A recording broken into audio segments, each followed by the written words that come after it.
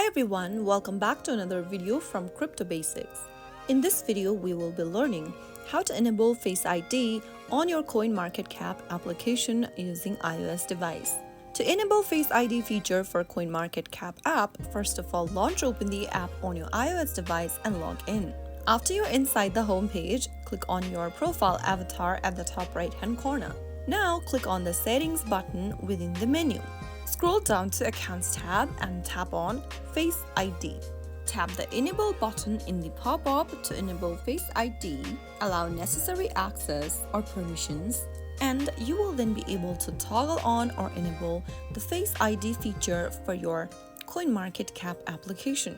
If you ever want to turn off this feature, you can always get back to this page and toggle off the button right next to Face ID. Now once enabled the Face ID feature, you will need to confirm with a Face ID whenever prompted.